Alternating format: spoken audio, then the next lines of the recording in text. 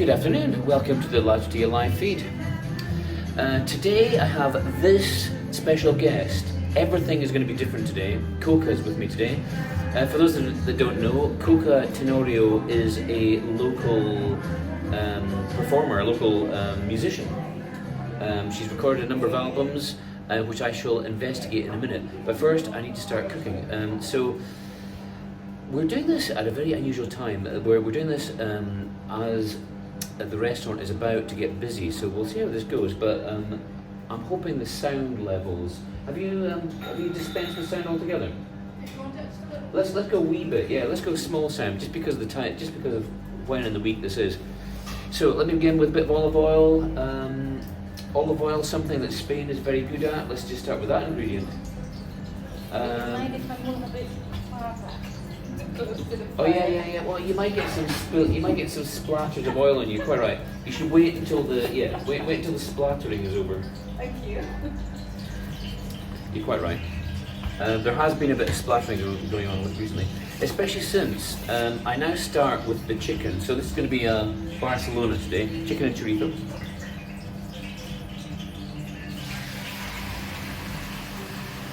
That was fairly splatter-free.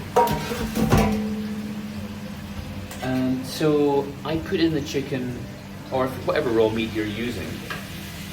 I put it in early, and let's give it a good sear, get some flavour into the meat, get some flavour into the pan. So this is my new technique. I know that Coca likes to cook a lot. I've been lucky enough to have experienced her cooking at her house. She has cooked some great soups. I'm trying to remember what I had at your house. In Cocado? What is that? That's a coconut soup, like a fish with coconut sauce. Fish with coconut sauce? That's a traditional Ecuadorian food. It's So- a bit like korma curry. Yeah, so it's that kind of heat. So yeah. Would you say Coca's from Ecuador? And how often do you meet somebody from Ecuador? Not every day. No, I don't think so. How often have you met an Ecuadorian person in Inverness? Me? Yep. Once. Once Only ever. once. But I have a friend who lives in the north in Thurston. And one day, my mother-in-law told me the story that someone just got into the house and asked her, why do you have the Ecuadorian flag flying in Orkney? And Stromness. Well, in Orkney? Yeah, she used to live there. She had a flag for when we used to go visit them. So she used to put the flag, any country. So she got some Chinese relations, some from. So not just her own flag, other people's flags? No, other people's flags. So that day we were visiting and she had the Ecuadorian flag and the guy said, I don't know that there's an Ecuadorian embassy or anything here. Why do you have a flag? A flag in Ecuadorian flag in Stromness? I mean, are you suggesting that somebody in Orkney took offence at the Ecuadorian, all these flags? Yeah. No, she didn't get a hard time about it. Does she still live in the Orkney Isles? No, she's not anymore. Unfortunately, she's in Wallachford now. Oh, okay. She's not doing the flags anymore. Is she coming tonight? No, she's not. No. Coca's performing tonight, so I'm just having a little pre-performance chat with her. So let's just talk about your life as a musician. Coca's got many talents, more than we probably should go into right now. That sounds a bit suspicious. It does. It sounds wrong. Anyway, the one I want to talk about is her musical skills. So what about your musical skills? So, I've never actually asked you. Where did your musical skills begin? I mean, how did you, start in music? Cheesy people will say is like, I went to the University of Life. But I actually have sung all my life. I'm not professional, but just like I always love singing. Always love singing. Yeah, but this funny thing. When I was about 19, I went to a singing competition in the village. In Ecuador, right? Yeah. Yeah. I won it, but the funny thing is, they gave me a football trophy. They give you a football trophy for winning a singing competition. Because they didn't have. What was it like a little metal statue of a footballer? Yeah, they just started with somebody kicking the ball, you know, my singing trophy. And but did they at least go to the trouble to describe your name? Nothing. Just, but it was great because I still remember it. I don't know what it is. I lost it somewhere. Well, that was great actually. Yeah. And do you think that winning that competition had some kind of effect on your, I don't know, your ambitions for music? Not really. I do music because I love it, and I make music to survive. Really. You make music to survive? Yes, to survive. Well, what do you mean? To keep my health, my mental. Your mental health. I can relate to that. You know, I think, I mean. And you're not quite my age. I mean, Coca's not quite as old as me, but I think once you reach a certain age, you begin to realise the things that the things that keep you on the rails in life. And I mean, not to the same extent as you, but I can relate to the music because music for me is a big kind of, I don't know what you say, meditative kind of cathartic kind of thing to do. Would you say it's like that for you? It's part of me. It's part of my everyday. It's funny because I write the most in winter time. You write more in winter? Yeah. Is that because it's more time indoors sort of thing? Yeah. You think? Yeah. And also I don't know if maybe the darker days trigger a bit of kind of melancholy in yourself, or I don't know, people could call it depression or something like that. But it does help to write the most amazing dark song. They call it SAD, don't they? Seasonally affected disorders or something like that. Yeah, because we do get a lot of darkness, in Scotland. How does that compare to Ecuador? I mean, do you? What's the winter like? Likewise? The winter like is just summer and less summer, basically. Summer and less summer, so even the winter is quite warm. Ecuador is in the equator, so it's in the center of the planet. And where I come from is 28 degrees all year round, where I was born. And then if you go to the highlands in the capital, which is part of the Andes, Ecuador is probably from north to south by the Andes Mountains. Yeah, the Andes Mountains. And so if you go higher to the mountains, like Quito is about 2,000 meters above sea level. Something about that. I've heard of Quito. Is Quito in Ecuador? Yes, that's a capital of Ecuador. And I used to live in Quito. Oh, nice. And I used to be so fit. I used to play basketball every day at 2,500 meters above sea level. So like 1.5 times the Nevis. Something like that. But no. Today on today's podcast, I'm trying out this lovely Crianza Rioja. To see how it is. Cheers. Salute. Would you say salute in Ecuador? Salud. Yeah. Salute. So Crianza Rioja. Oh, that's a lovely drink. I thought that's a lovely drink too. Don't tell anyone. As I said, Coca's performing tonight, so I know that she goes through a process with her voice, and you like to have a certain drink. And do you do any kind of warm-up stuff? I do sometimes. Depends where I'm playing. If I'm playing in a small venue and there's not much space and I feel comfortable, I really don't do much. I try to kind of do a bit of exercise warming up my hands when I play with the guitar, because it could be very clumsy. The guitar is not my forte, but I do some vocal exercises, and I started to do a little jumping, like stretching. So the blood kind of flows quicker and you feel more energetic and more relaxed. I went for an extensive run today in preparation for this. So I've been out running. I've actually got sore legs because of it. I've just noticed that one of the rings on the burner has gone out. So whilst I go and relight it round behind the camera there, maybe you want to explain to the viewers something about how you came to live in Scotland. Oh God, that is a long story. How long do you have? Let's go for 2 minutes, the 2-minute version. 2 minutes. As simple as that, I met a really gorgeous man.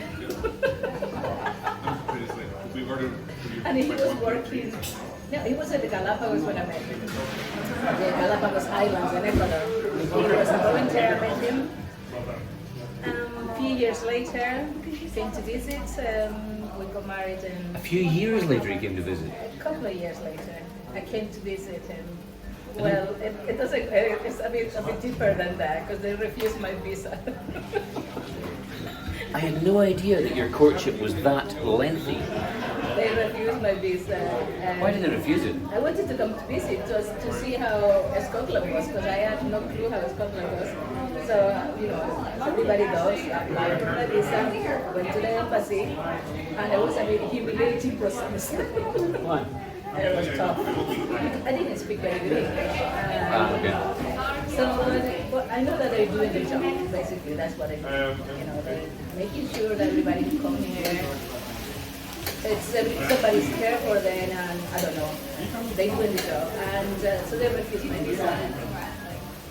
But then at the same time, I went to visit friends in Ireland. So, if they refused your visa, what did you have to do to fix that? Well, it depends. What reason you doing it for? And I don't know what I said about visa, but I have met Ben, so we have been together for 2 years. And there was a point that he finished in the Galapagos, and he used to come home because there was no more time for him there. What was Ben doing in the Galapagos? He worked in the Charles Darwin Station, which is a marine research. Oh yes, of course. He's a marine researcher. Yeah, of course. So he was doing a volunteer there, and then his time finished in Galapagos. But we didn't know if he had a project for the protection of lobsters in the Galapagos area, and it was funded by the EU, so it was going to benefit all the Galapagos. But so we, the European taxpayer at that time, were paying for your husband-to-be to do research into lobsters in the Galapagos. well, actually, you didn't, because he wanted a project. Yeah. He did a proposal and everything, so the project was accepted with the condition that non-EU member was part of that project. With the So condition he that- could not work in the project. Because at the time he was an EU person. Yeah, he was. Yeah, that's what UK was still EU. We're talking about 25 years ago, or maybe about 7 years ago. Is this an appropriate point in our chat for me to drop in something very current, like the Trump situation? I mean, I don't really want to go into politics in much depth, but I'm curious just to touch, because we're talking about kind of, European status and the like. I mean, how do you feel about the winds of change at the moment? We live in a new era, don't we? Yeah. 21st century, everything's changed. Yeah. We got AI telling us everything what to do, telling us what we already know. And I think we thought that everything was going to stay the same, but I think nothing's always the same. Everything changes. Everything is changing, indeed. I mean, I think, technology and the internet lie behind all this, I think. Yes. But also, governors, presidents, and all these gentlemen in politics change. And as I heard, everybody tries to do the best for the people. Yeah. And I don't know everything exactly what's happening. Some things sound very interesting, some things sound entertaining, but there is a little bit of truth in everything. I think if he could, he would own the whole world. That's my point. But so that sounds like you kind of think that Trump is going to be a little bit selfish in his ambitions for the US. I mean, as we record this right now, Trump is just in the middle of doing a deal with the Ukraine, and it seems to me like he's using his position in NATO to make a to make a bargain that is only for the USA. So it's almost like he's using NATO to the advantage of the USA, which it leaves NATO. Yeah, I think he comes across as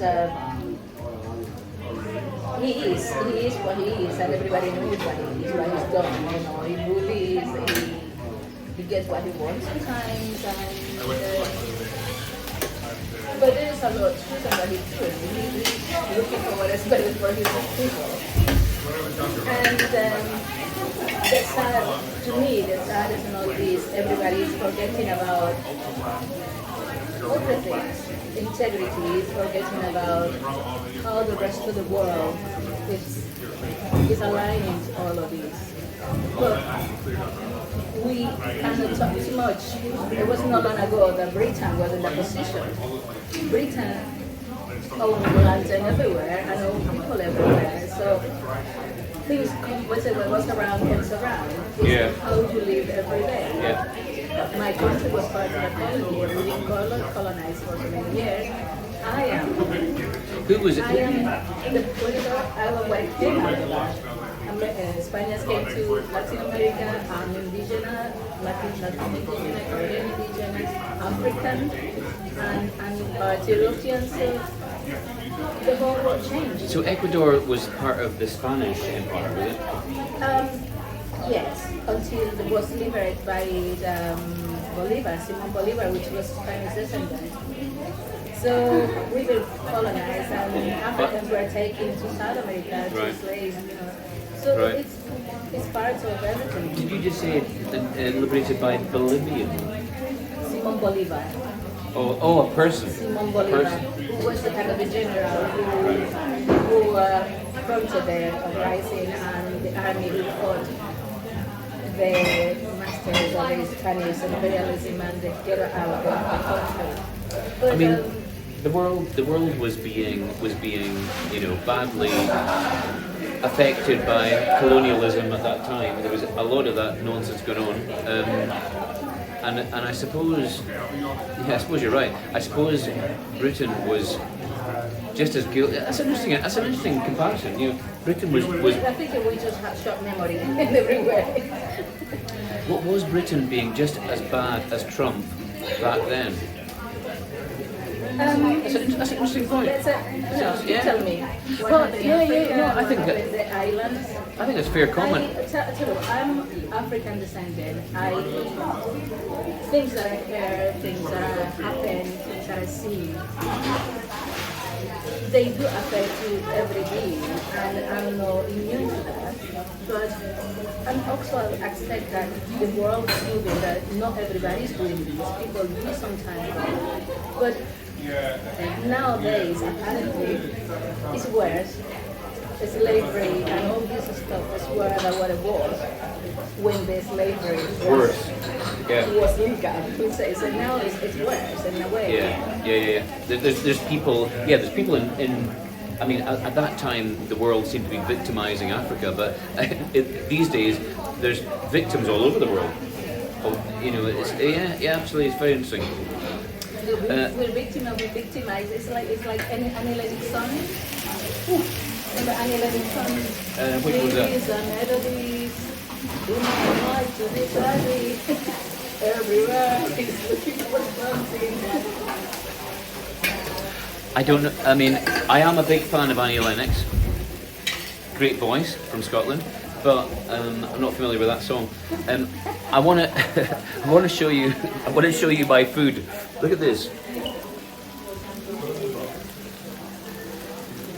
So the chicken is nicely seared, and I think it makes all the difference. Just this is my latest revelation. So I'm now going to complete the sofrito.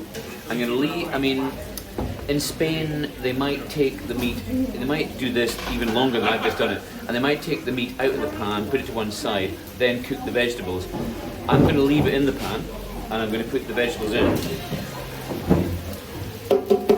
because I want my recipes to be a kind of a one-pot dish, so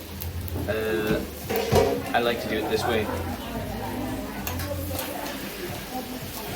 Now, Duncan, where did you start to make paella? It's not something that is Scottish. I mean, this is a classic Scottish dish, for goodness sake. I mean, there was haggis. Where's the little haggis running around? It's not there. There was haggis, and then there was paella. The Chisholm clan were big on their paella. Yeah, exactly. So when did you start to? When did this came out? I mean, actually, if you're being serious, Serious? What do you think? What is not serious? That's right. When did you ever ask me anything that wasn't serious? The serious answer to this is, I think I developed an interest in cooking paellas as a result of my family used to go to Spain every year from the age of from when I was 5, something like that, really young. Maybe not even 5, 4, 3. We just before my memories really became a thing, and so I think I kind of absorbed a piece of Spanish culture through all that. And I can remember when I got a little bit older, my family we would go to paella cooking demonstrations because my mum was very keen on a fresh paella on a Sunday. Outside, like you can do in Spain, nice glass of wine, nice fresh seafood paella. She loved that, and so we would go and actually watch cooking demos. And I can remember I got to a point where I've always been interested in cooking, and I was really paying attention, like how they were doing it, and I wanted to learn how to do it. So I hope you can hear me over the sound of sizzling. I mean, there's a bit of major sizzling going on here. I also need, the pan's getting very hot. I can't touch it anymore, so I need to go get a towel. I don't think there's one here, is there? While I'm away getting a towel, Coca has to tell you about her music, because we need to go back to music. Can we start with your latest album?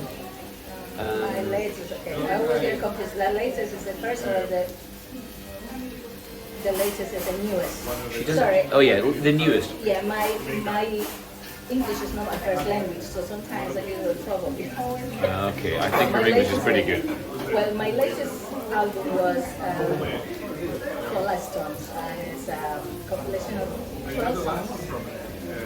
And the last one released was in 2016, and it's on Spotify and any platform that you can find it, you can listen to songs. That's Coca Stones, and then it's all these lovely songs. It was a very heartfelt album, because that was a period that I was grieving. I wrote the album when I was grieving. You're still talking about your current album?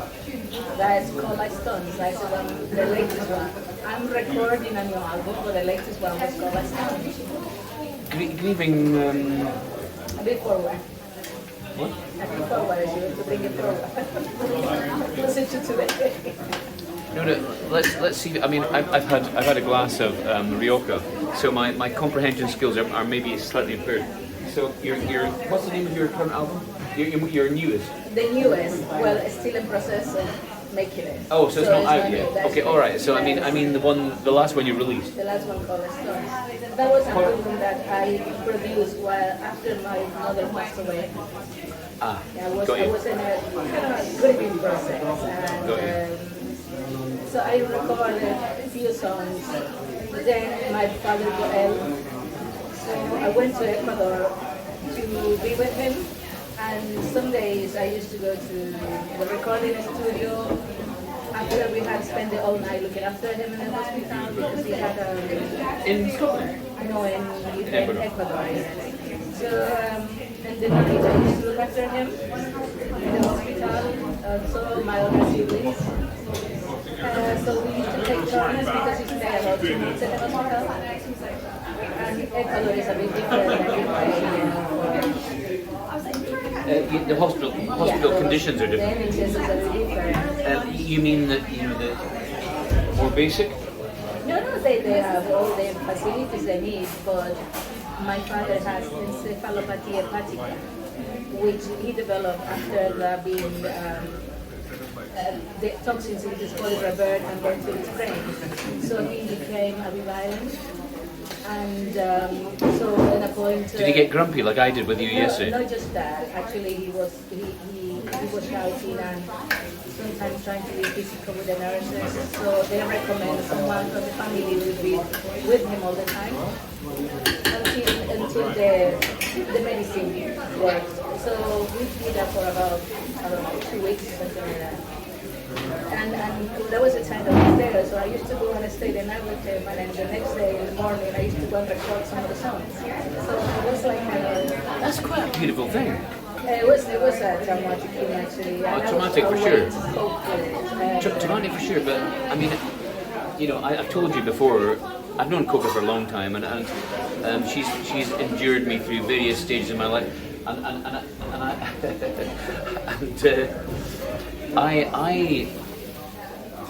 understand about the what being a musician can do, for dealing with the emotions of your life, and I think there's something very beautiful about you recording during the death of your father, really. Well, my father passed in 2012, in December. Then a few months later, a cousin of mine, quite young, would have been about 30s, passed away, which I wrote the song Estrella Fugaz, and it's included in the album, and then an auntie passed away. So it's like a success of terrible events, change, making into something that I think is wonderful to me. I completely understand. I mean, it makes me think of my daughter, and without going into too much detail, because you know the story about my daughter, but I'm one of those fathers. I mean, I'm slowly becoming more public about this, because I think there's an underlying issue here that's of public interest. And I'm one of those fathers that doesn't get to see his daughter in the way that I would like.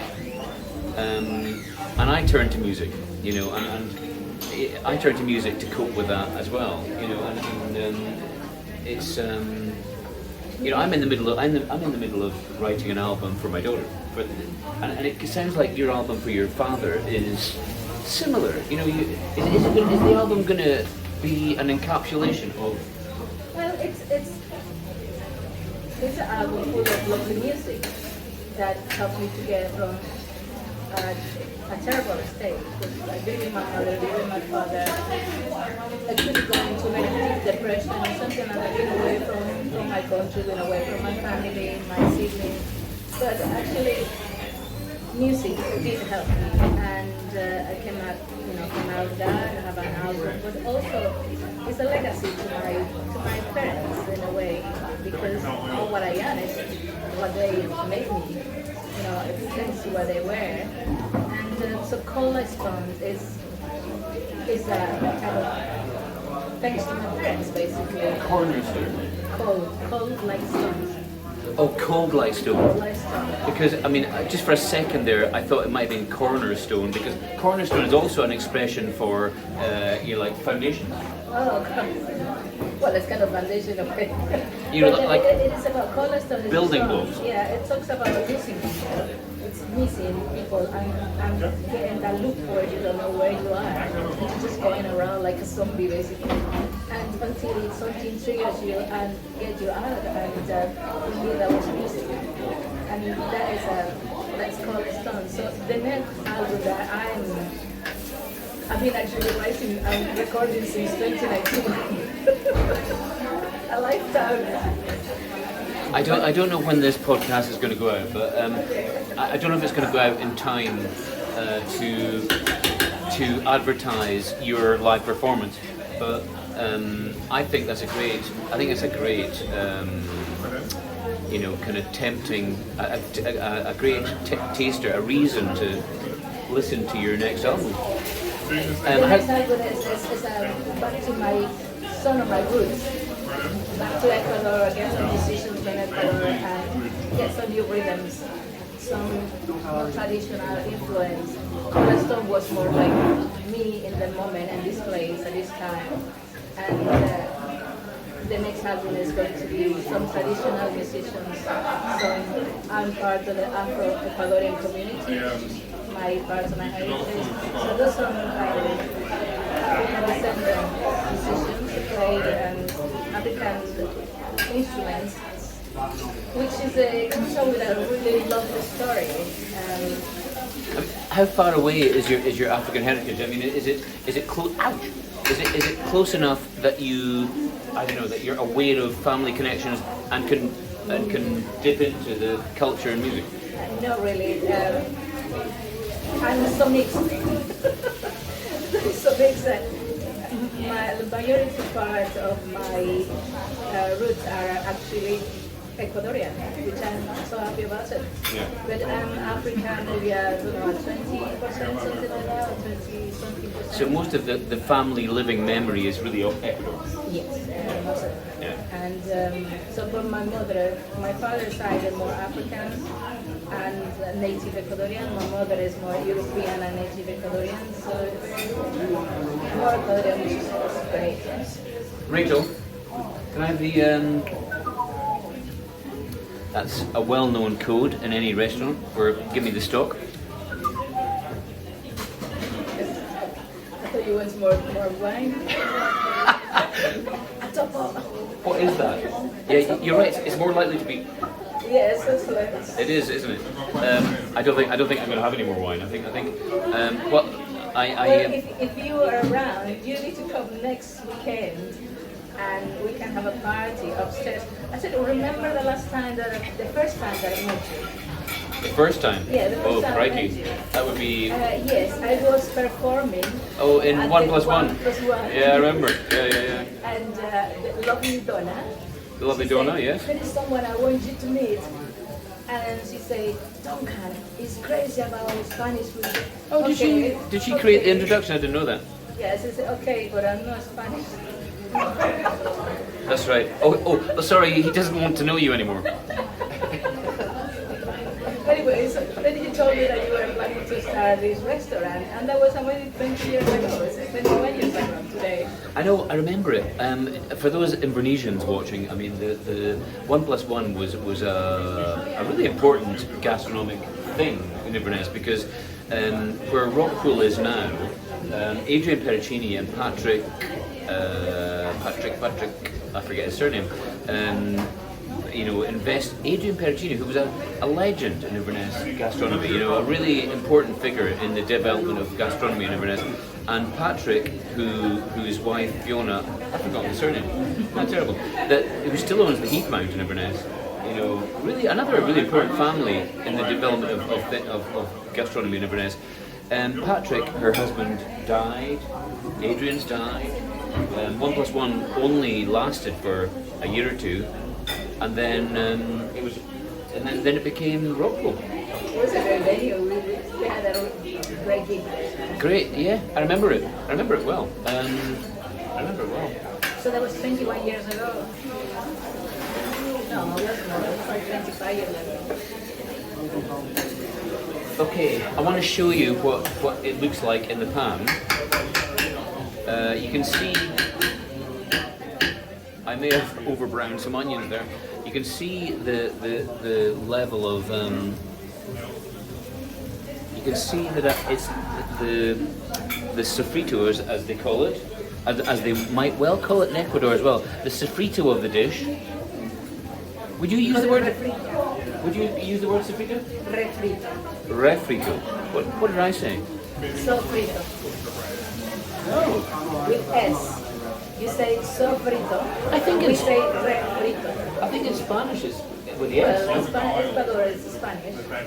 But We don't speak Spanish, we speak Castellano.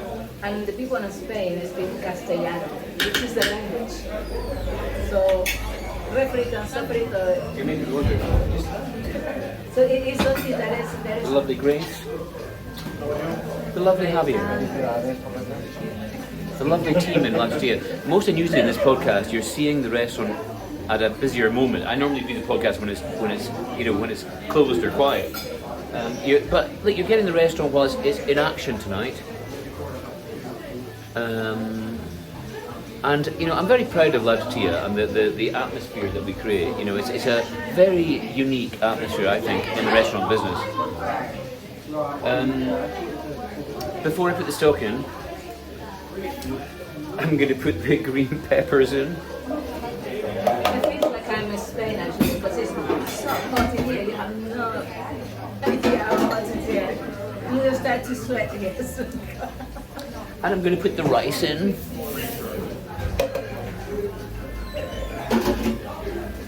And I'm going to stir it up. So, do you have a special rice for this? What is the name of it? Oh yeah, it's calaspara rice. Does that mean anything in the world of Ecuador? Calaspara is a member of the Spanish paella rice family. There's different qualities of Spanish paella rice. There's a famous one called El Bomba, which is, or La Bomba maybe, I don't know which it is. I don't know if it's male or female, to be honest. But have you seen bomba rice? Bomba rice is like this, but it's twice as big. It's like it's short grain but really fat, and that's like top grade. This is a more regular grade that we use here because bomba rice is like 5 times the price or something.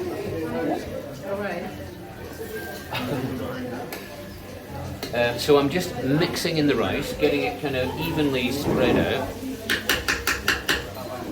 I'll give it a little, I'll settle it out like this, and then I'll pop in the stock.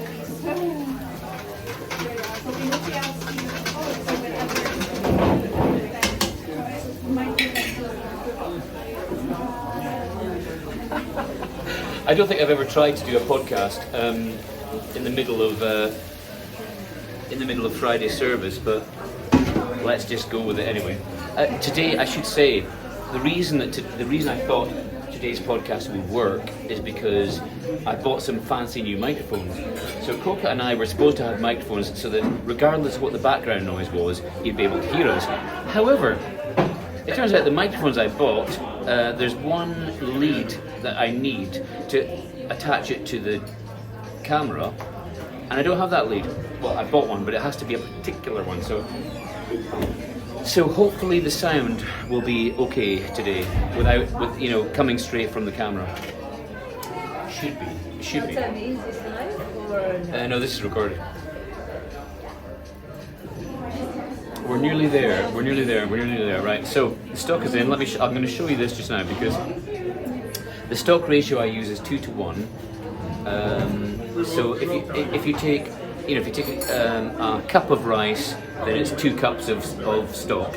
And if you're thinking about what kind of stock to use, if you're using meat, I would suggest you use chicken stock, and add some saffron to it to give it its unique flavour and colour, and a bit of top quality Spanish paprika.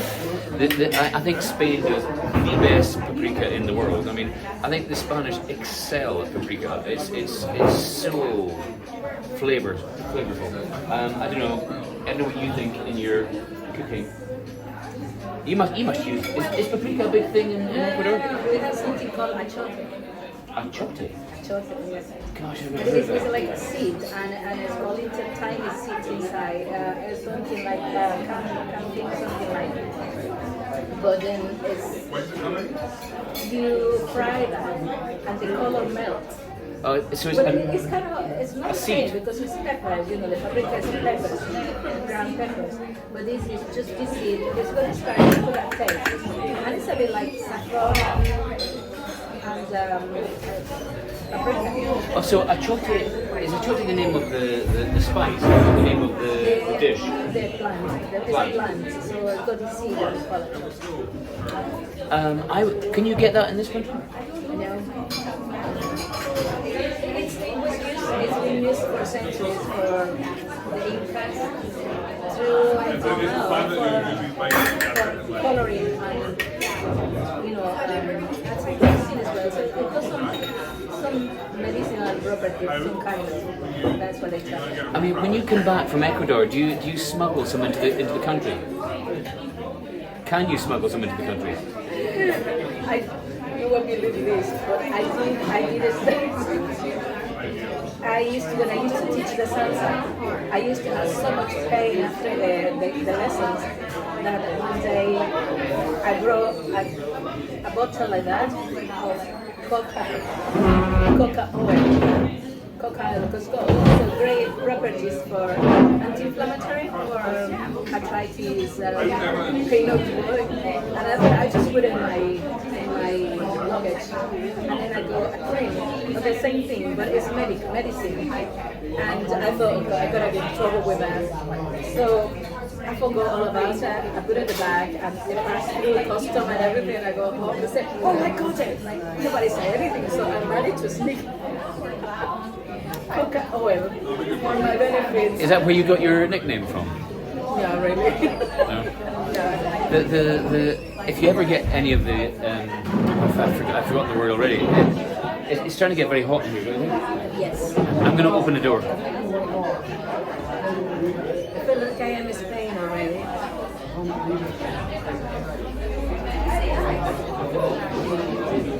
It was the thing from George.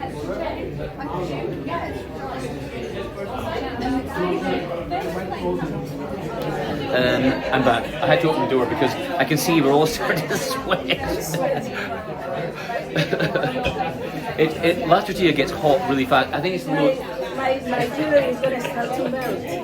Actually, they will melt. They are Ecuadorian seeds. Ecuadorian beads. Ecuadorian seeds from the Amazon. Oh, they are actually seeds. Seeds fall, seeds fall, and they eat as well. Like the Amazon, they make all these seeds. I don't sell them. Actually, I wear them, so it's my. So don't go asking to buy them off Coca. You need to go to Ecuador to buy them. Although Coca is a bit of a seamstress in her spare time, she has been known. I mean, you can persuade her to make special clothing because you do a bit of designer work, don't you? Yeah. Or you don't know so much these days? Not so much, but I have designed a couple of tartans actually. A couple of Tartans, but in Harris tartans. Street. Oh yeah. I designed 4 patterns on Harris Street, which I have made clothes with it, and I got to make some of the clothes made from Harris Street because it's a beautiful. Harris Street, one of the quality products of Scotland. I can say it's one of my top favorite materials because it's produced in Scotland. It doesn't go too many miles, and it lasts a lifetime. It's a win-win. And nowadays, where we are used to fashion and just turn around and throw away, it is a good product, and you can make beautiful things. I sometimes describe myself as a quilt maker's son, and I feel like I had a bit of an upbringing in tartan and tweed. I mean, the family business, Chisholm's Quilt Makers down the road, it still exists. My uncle runs it now, and it's. But I spent a lot of time with her as a kid, and I kind of feel like it gave me a real appreciation of tartan and tweed and wool and how would you say, tartan blankets, that kind of thing, and it's made me realise because. Throughout the duration of my life, you could see the shift of production from Scotland to abroad. So I remember, the family business used to sell a load of tartan blankets, and I, as a kid, would be asked to help unload the lorry that arrived full of boxes of tartan rugs. The family business used to sell tons of them. And so there'd be a whole lorry full of tartan rugs. I'd have to help unload it, carry them to the store where there would be, shelves and shelves and shelves of them. And at the end of the day, I'd be covered in lanolin. I'd be greasy. I'd be utterly greasy all over from the lanolin. But the Scottish-made tartan travelling rug was top quality. And the ones that you get now, are not quite the same. Yeah, they don't have the same. They don't last the same way. They haven't got the same quality of weave. They haven't got the same quality of wool, and all the lanolin has been stripped out of them by the manufacturing process. The chemical process they use now for making tartan rugs in China, for example, removes all those oils and removes the fine weave that makes the quality. So quality Scottish tartan rugs don't really exist anymore. It's very sad. But the cloth has become beautiful. It's a lot different than what it used to be because I got so material when the Harris was made in the 60s, and it does, because I remember some people used to say, I don't like Harris because it's itchy and scratchy, and but the reality is that it was different type of production, and now it's a lot different. The material has become softer than what I wear, and lighter. So you can have beautiful garments all in Harris Street, but it's something that you keep wearing forever. I made a jacket when I first started to create my jacket, and it was my daughter is at that time. I was pregnant with my daughter. She's 19. Which daughter was that? 19, that's Adela. Adela, yeah. She'll be 19. The lovely Adela, who's coming on tonight. In the next few days, yes. And I still had a jacket. The only problem is I put on weight. It happens. I've had various points in my life like that. It's still lovely. Adela wears it now and again, and my daughter's on time. Oh, really? Yeah, because the fit then it's like new, and it's talking about 19 years, 20 years ago I made a jacket, and so I made jackets for ladies, and they still wear them. And it's talking about 20 years of one material that is keep going strong. Yes.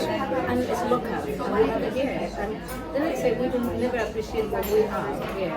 And I say we because I feel like I'm Scottish now. I think you have to be. I mean, given the fact you've lived here for how long? Over 25 years. Wow. More 30, closer to 30 than 20. You've definitely earned your Scottish passport. I'll adjust the temperature of the.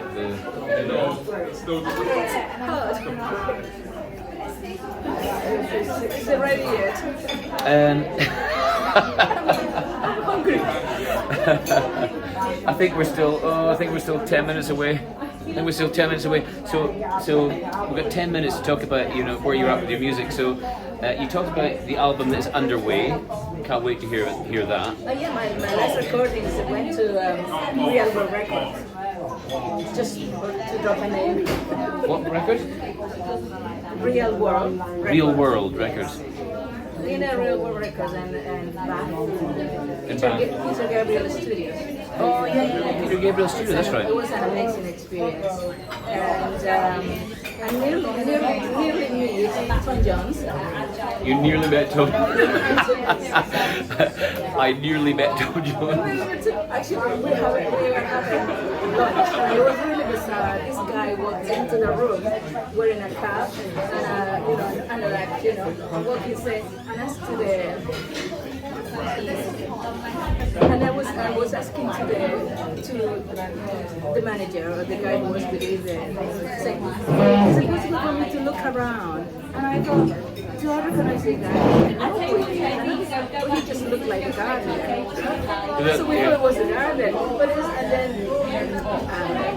the guy next to me said, yeah, Tom, no problem, just this. I said, okay, thank you. And then we realized actually I was close. So you thought Tom Jones was the gardener? He was recording in the studio next door where I was, and he was having dinner there where I was, and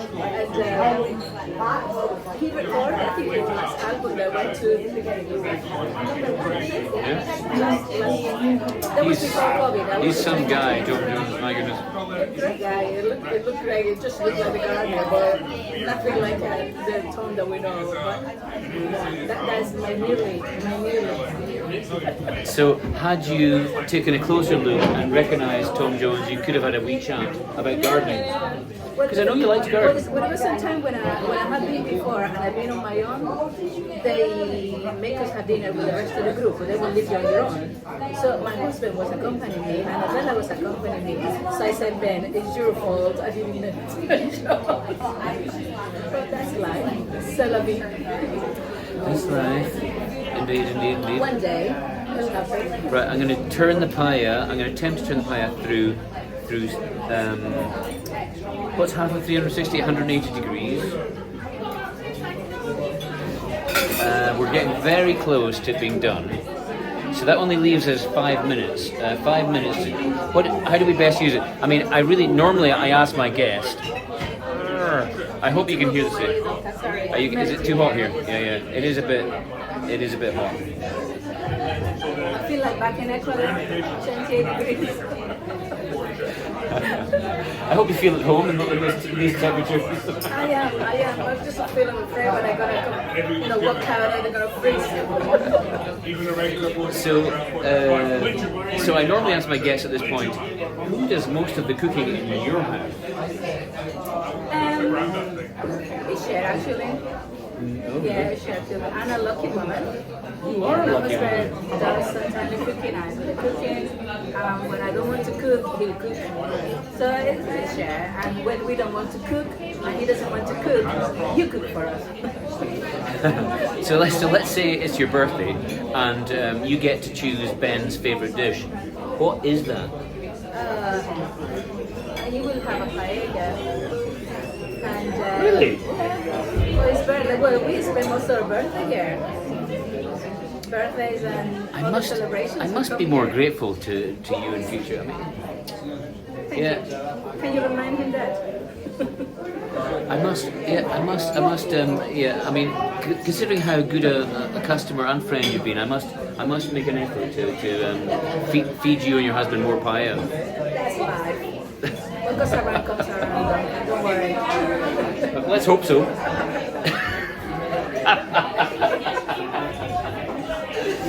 So, if you want to go to Ecuador, tell me. Would you like to go to my country? I would love to go. Seriously, I would love to go. Me too. I know. Yeah, well, I was saying that to you yesterday. I mean, I don't think you go there often enough. No, I started to go every year, and I was doing before COVID. I started to go more often, but then COVID happened, and it was really difficult in all senses. So I stopped going to Ecuador, and now the country has gone through too many things, and it's a bit kind of volatile. But it's still great to go and visit, see family. So I'm actually this year will be the year I need to go back to see all my relatives. Okay. I finished all music, my work. I mean, maybe you could consider me as a guest for your next visit to Ecuador. We could do a podcast in Ecuador and howler monkeys and Yeah. Well, the howler monkeys. tortoise and galapagos, and I will see the iguana marinas. So I'm a big fan of monkeys. So howler monkey? Well, in our local land, I'm not. in Florida, we go howler monkeys in the little local land. Do you have any spider monkeys? Yeah, not that I know. That's my favourite.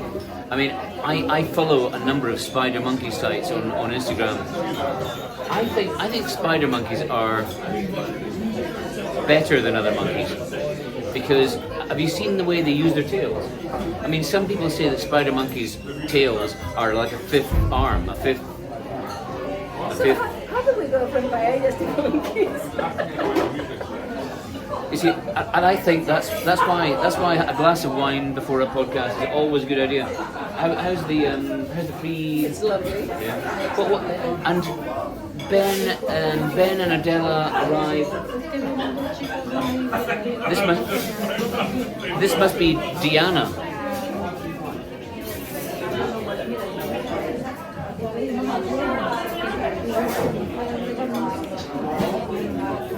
My guess is this is Diana. I'm not quite. Is that Diana? No, it's another friend. it's a group of friends that are looking for chairs, and I think they're all full. Coca is all, despite the fact that Coca has only moved to Inverness, and she's only lived here for 25 years, I think. It's a lifetime, though. She's very well known in town, you know. So I think the fact that Coca's here tonight has actually changed the clientele tonight. Do you think those people there are here to watch your performance? Yes, I hope they're not going because I think they're going to go. Because maybe they've got tables upstairs now, or we're fully booked upstairs. Anyway, So maybe they couldn't get upstairs. I don't know. We're very close to. I want to show you what it looks like, right? So, when the people often ask me, you know, how do you know when to turn a paella off? How do you know when it's, you know, time to turn the heat off and put the lid on? You want to do that when the stock gets close to the. Gets below the surface of the paella. We're close to that now. Look at this.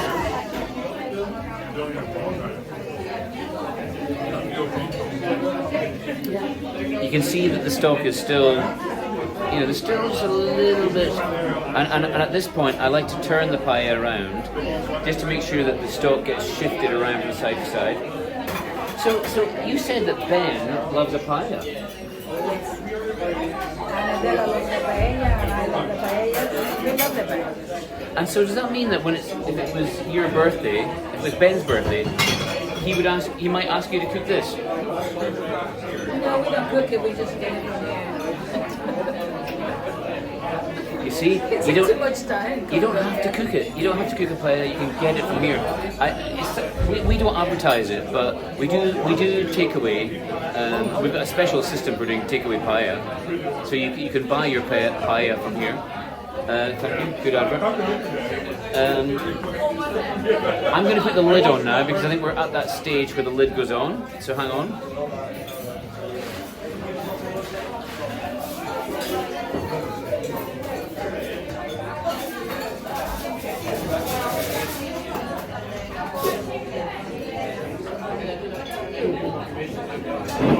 It's off now, eh? So there we go. The heat is off. So bring up my bacon. And I should say that if you have a group of friends that want to have a paella cooked in the restaurant, we can do this for you. For groups of between 10 and 15, we can cook a paella right here on this table next to the bar. We can do this for you. Myself or another chef will cook this and serve you sangria and drinks in the bar area. A very unique group deal. Or we have an upstairs restaurant where we can stick the group if it's bigger than 15. Unfortunately, I won't be serving. There's an idea. We could get you trained up to cook paella and serve it. Actually, Coca has helped me out a few times in the kitchen. Or we could, you could come in and sit over there. So it's a rare opportunity to see La Tortilla in motion. I'm hoping you can hear this okay without my new microphones.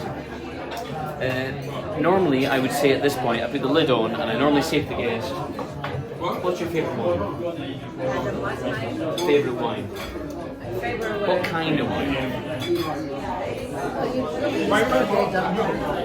You what? I don't drink too much, sorry. You don't drink wine? I always ask the waiter to give me his favorite. Coca doesn't drink wine, she just drinks whiskey. I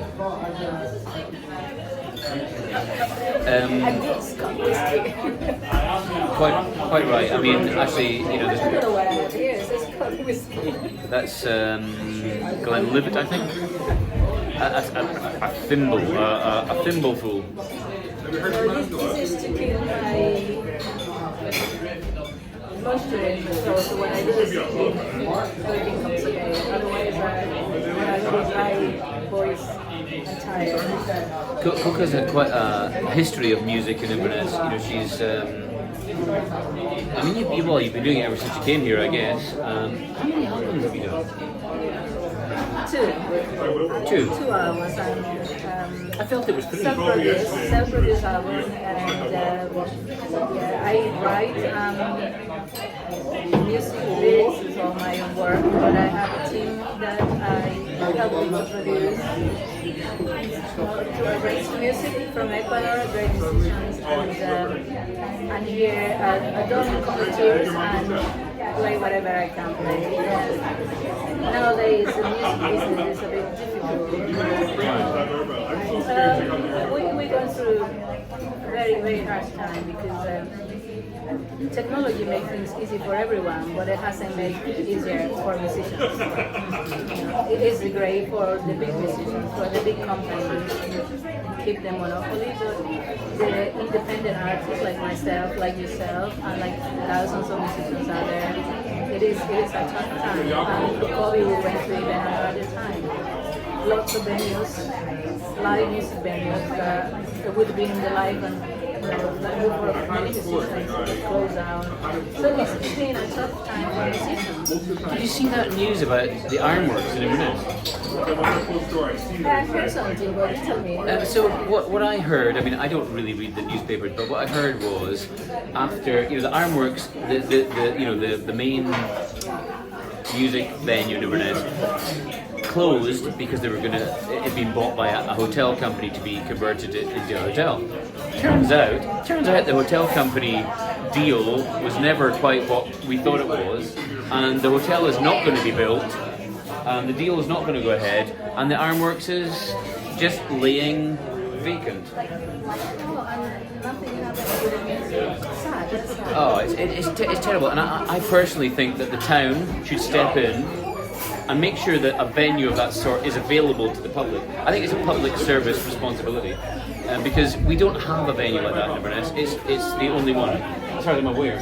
And I hear that what used to be Revolution, top of Church Street, I believe that's going to become I think it's okay now. Yeah. Next door is where it's going to So it may be that place on Church Street is replacing the ironworks. I don't know. I'll need to see it.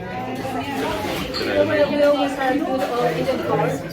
And there's always Eden And Court. then when everything is closed. Although Eden Court is not quite the same, and it's not quite as available for that kind of music, but yeah, Eden Court obviously is very important. Actually, I was trying to get a ticket for Ryan Adams. If anyone is going to, please let me know. I'm going to have to wrap it up because I can see we've exceeded our hour, and the paella, I'll give you a little glimpse of the paella just so you can see how ready it is. See what it looks like when it's ready. Ooh, look at that. I think that looks like a real paella. I'm happy with that. All I can say is thank you, Coca, because I know that Coca is performing shortly. Thank you for stopping before your performance. I'm going to give you and Ben some paella to eat, and I shall see you shortly. Thank you for watching. Tune in next week when I will have some other guests. Thanks for watching. Bye for now.